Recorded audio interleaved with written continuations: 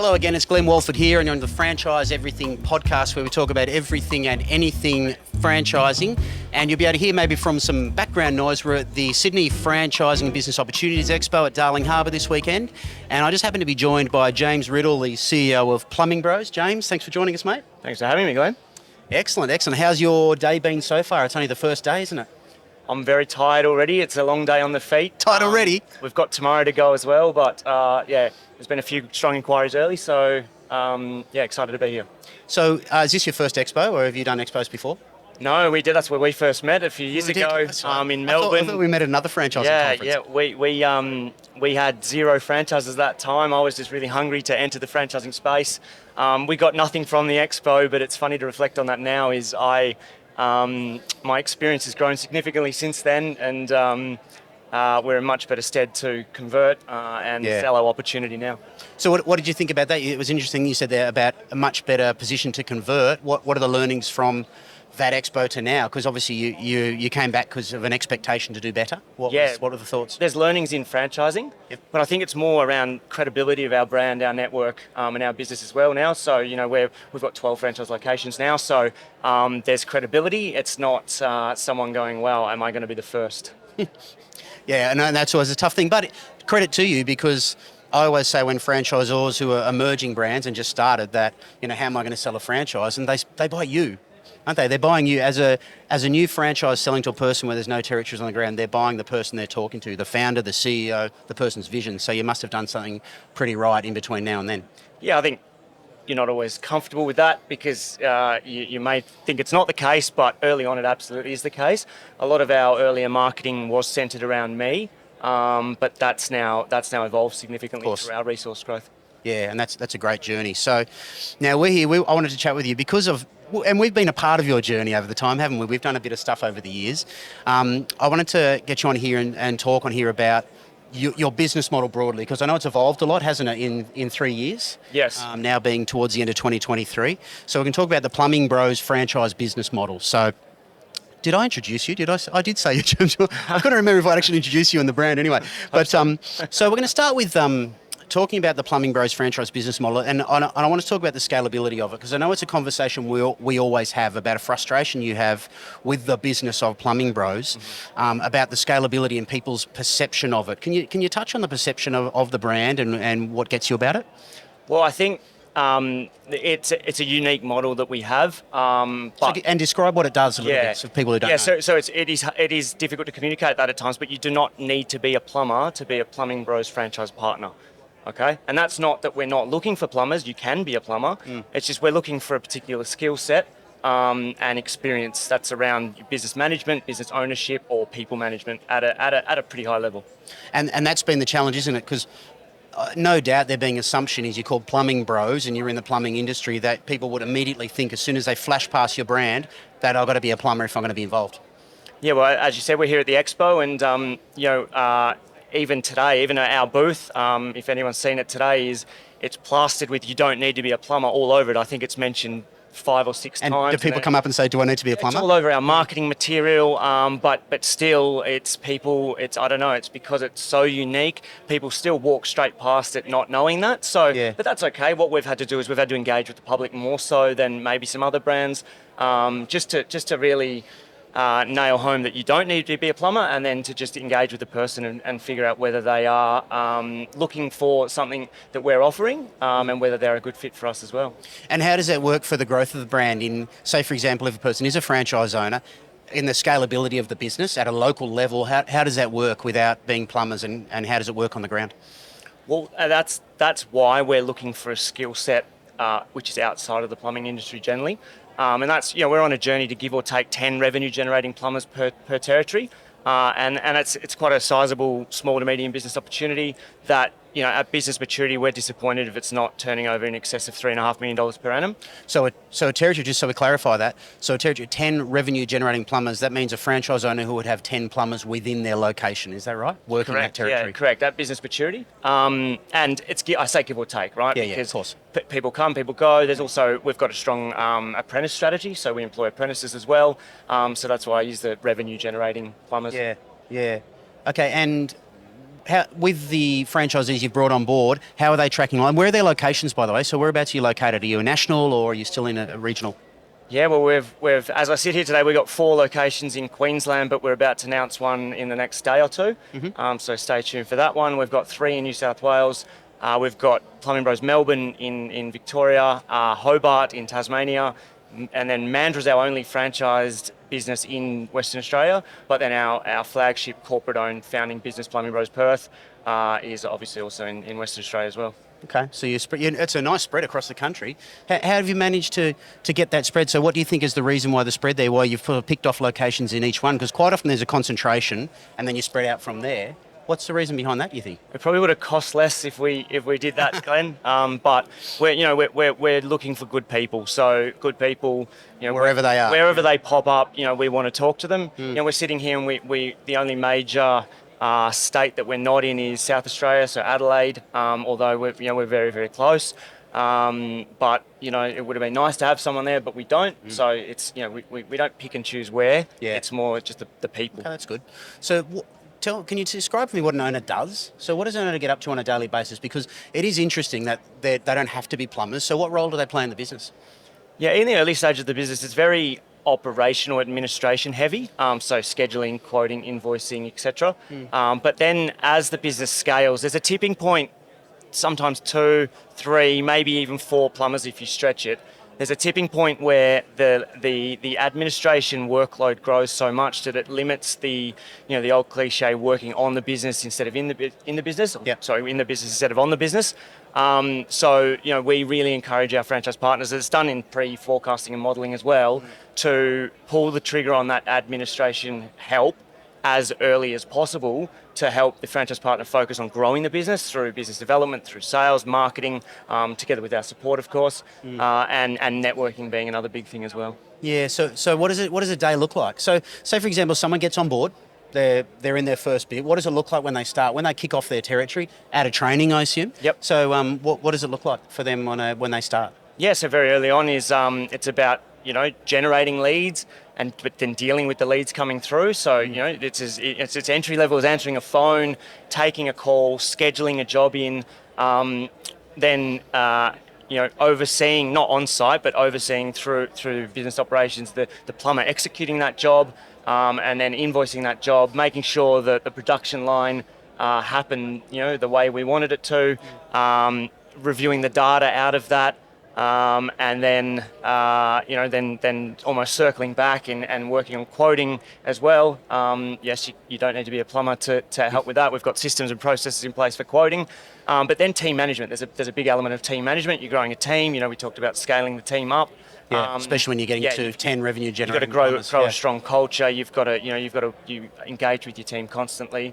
But then from there, that's early on. But then as growth occurs, then we really want our franchise partners stepping more into engaging with us at a higher level for planning and strategy. And then working on the business through sales opportunities, through maximising revenue, through business networking is a very, very big part of our growth story. And I'll probably talk about this all day. There's so many elements so there. Is that things like chambers of commerce, local community centres, council? Absolutely. Yeah. Everything that's going to grow the number of jobs in the business, which will grow the revenue of the business. Okay, excellent. So, and that sort of taps onto something else we wanted to cover, which was sales and marketing. So, how does it work? I know you've got a great team in there at head office that I've had a little bit to do with over time there. So, how do you structure the sales and marketing support? So, for example, you talk about business development from franchise owner. How are they finding clients? How does that work? And how does that snowball then on into retaining clients and keeping them on and keeping them happy? Can you touch on the way you do that with the business? Yeah, definitely. Good question. There's 3 tiers to our sales and marketing. Tier 1 would be the local area marketing. So we through our national sales and marketing manager, who and she's here today, Rebecca Turner, sits with our franchise partners to create a local area marketing plan. But then that's for them to execute. So they have full reign over that. and as long as they're marketing within their territory, of course, there's almost no holds barred. There's not much they can't do. Yeah. But we've obviously got tried and tested strategies that they Stuff execute. that you've seen work over the time, of course. Tier 2 is our group marketing fund. So each of our locations, including corporate locations, of course, contribute 4.75% of overall revenue to a marketing fund, a sales and marketing fund, and that's like a lot of marketing funds in franchising. It's pretty much a not-for-profit, right? We use that fund to build brand awareness, but to drive leads and work opportunities to our franchise network. And there's two components to that. There's sales and marketing. We separate that. So through sales, it's very B2B acquisition heavy, right? So we've just hired a sales exec in Queensland. We've got a sales exec in Melbourne. And then we've got Joe, who I think you've met previously as well, co-founder of Plumbing Bros. He's moved into a national sales role through contracts and tenders, and he's had some big wins recently. And that's a real specialised field, isn't it? Getting those right, those contracts and tenders, Absolutely. and the flow-on effect to a network from that. Yeah, with absolutely. work is huge. And relationship building and networking through that with very, very large clients. Yep. So he's had some big wins recently through, we've signed a contract with the government schools in New South Wales and also the Water Authority in Victoria. But the awesome thing about that is it's not the schools, for example. That contract was signed by our franchise partners. It wasn't signed by us at national headquarters. And why that's exciting is it adds an asset value. It grows the asset value of our franchise partners' businesses. That's huge. I mean, thinking about that, and I've done a lot of interviews and content over years with services businesses, and to think about the impact of a business that is turning over X to suddenly be basically gifted a contract that is signed under them that adds to their asset value is enormous. I mean, you could describe it as a windfall almost. Yeah, absolutely. For a business owner. We had a team dinner with our New South Wales team last night. That includes Wagga Wagga, Central Coast, and our Plumbing Bros Chatswood, who's more Metro Sydney here. They were, the morale and the happiness was the highest I've ever seen it. A big part of that would be because they've all just signed contracts recently as well, and their businesses have thrived because of it. Absolutely. And that's fantastic. Excellent work. And then just back to, I didn't want to, before we move on, there was the more parts to the sales and marketing is then there's the marketing element to that as well. So that's what drives brand awareness. But we've also we've set up a digital marketing agency as well, and that's more driving the B2C leads, making the phones ring for our franchise partners, and more of the private client work coming through. So do you have a level that you're supposed to hit for your franchisees, or in your marketing, or what's the measure of that sort of stuff? Because obviously has to be some sort of measurement of the performance of the marketing. Absolutely. So internally we have metrics that we track to ensure that the group marketing fund is performing for our franchise partners. And then externally, we communicate a minimum level of sales acquisition in terms of percentage of business revenue. Obviously, and we always want to do better. In most locations, we do a lot better, but we have a minimum expectation. And that changes regularly. We're driving that up. So I won't mention that now because by next week it changes. Change. Yeah, but I know it's good that you're basically there with the commitment that you're going to generate at least this much for them. So absolutely. That must give some security and everything for franchise partners. Yeah, absolutely. And then, go on. The third tier, because why I jumped in there is one of our 5-star core values is teamwork, right? Yep. And our sales and marketing is no different. That's why local area marketing I mentioned first, that's them playing their part, we're playing our part. And then at tier 3, we've got Plumbing Bros National Assist. So what that is a national plumbing footprint with one point of contact. There's no direct-to-plumbing company solution for clients in Australia right now. There's a few third-party opportunities, but because of our size of our footprint, which is still growing, but because of the current size, which has grown so much, we're able to provide that service. What that is we have a number of multi-territory and national clients who want that one point of contact solution. And then what that means for our franchise partners is we contract the job to them, to whoever's closest. Wow. Okay, so that's that one. That's that one number that basically anyone can call. Yeah, absolutely. Okay. Absolutely. So they're interesting. Sorry, I just got my mind thinking on something there. With all the sales and marketing stuff there, the structure and the thoroughness that you spoke about there, in your feedback with people who have come on board, what are they some of the reasons why they're coming on board with you? Is it that sort of structure that they're demonstrating, or the fact that you're backing yourself with not a guarantee, but that commitment and everything there? What are the reasons they're coming on board for? What are they telling you? Yeah, I think definitely the sales and marketing. I think that's probably not the main reason they join, but it's a big pillar of the conversations from there forward. What we're seeing at the moment, the biggest thing we're seeing at the moment with uncertain economic times is, I'm not going to use the word recession-proof, but there's a confidence in plumbing. Yep. I don't think we're getting taken over by robots anytime soon. AI is probably complementing us, not working against us. Yep. And we saw through COVID that we were able to continue trade. And when you just look back to 1987 global recession and then the GFC as well, plumbing still thrived throughout that. Taps don't stop dripping, drains don't stop blocking. Toilets get blocked. Hot waters need to remain. There's so much hot toilet in paper winter. during COVID. And pipes keep bursting. So we need professionals to be able to fix those problems and solve those issues for the consumers. And we're the leader in Australia at doing that.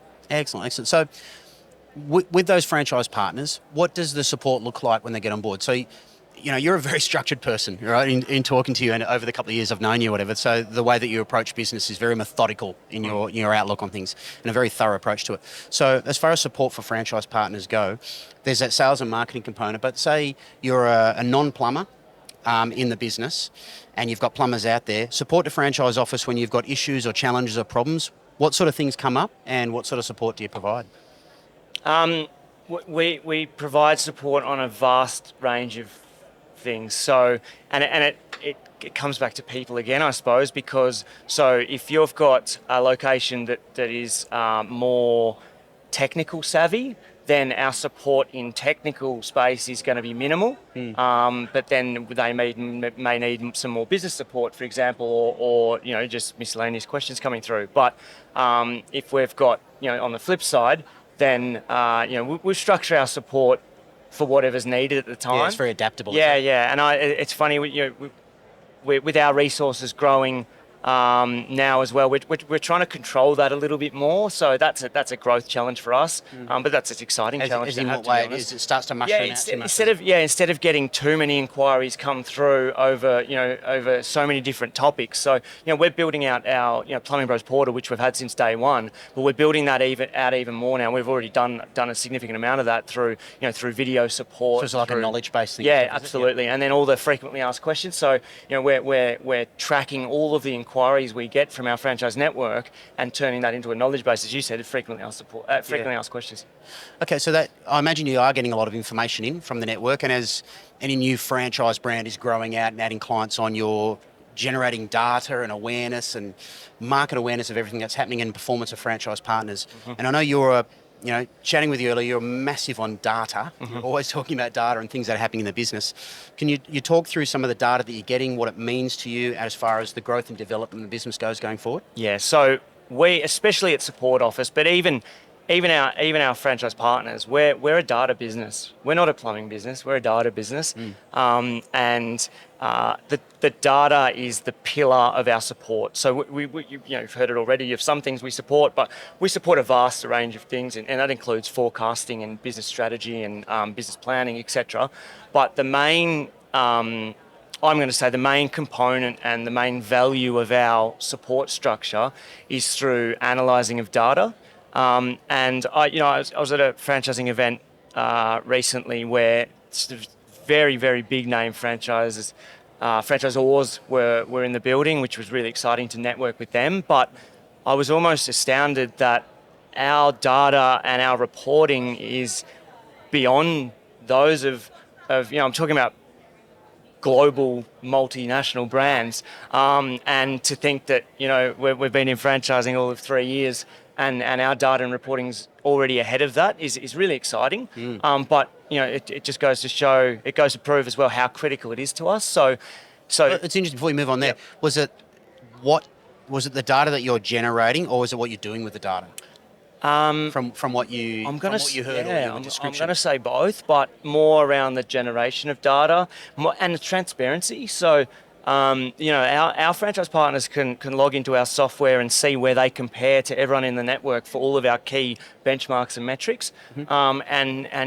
There's some other brands. I don't talk about other businesses that often, but there's other brands that don't have that ability. You can't yet. help but look though when you hear but it. they're chasing that solution. So it makes it it gives me more confidence to know we're already there, which is exciting, and adds to the value of our network and our opportunity as well. So what do you do with that data? So obviously he knows, one thing to get it, but what do you actually do with it? What do you learn from it? Yeah, so through reporting that we run weekly operational reporting. So instead of waiting a month or a quarter, which is quite common, that month is quite or common, a year to capture areas of opportunity, I'll call them, or where red flags. I think something you might have mentioned earlier. The announcement with the expo, we'll hear it. Overtake the volume, but might do data. Yeah. But instead of you can keep going. Well, how's the order here? They're great. Instead of waiting all that time, we're picking up areas of opportunity in weekly reporting through our benchmarking data. So if someone has slipped below a benchmark in a key area for our business, we're capturing that within days. We're able to optimize it. We're able to work with the pullers and levers out of that data to then design our support structure to add the most value to the business. And just one example that pops into my head so you'll understand more what I'm talking about is we're disappointed if we pay our plumbers more than 30% of the overall revenue of the business. And that's not a wage-related issue, that's a benchmark-related issue. It's efficiency. Yeah. It's efficiency on labour recovery, okay? So if it exceeds the 30%, then we know it's one of two things. It's either your job profitability. Okay, so we're going straight to our job management software. We're looking at client data, customer data, job type data. Is it bad quoting or exactly areas right? of We're looking at everything job related, or it's non-billable time. And somewhere like here in Sydney where travel times are a bit higher and tolls are extortionate almost. That's a big player. But if that's the case and we pick up on that data, then I'm going straight to the timesheets because the answer's in the timesheets, right? So we've almost got it's a flowing matrix of different data sets. That's just one example I gave, where we're able to design the support to optimize the business to improve efficiency, which improves profitability.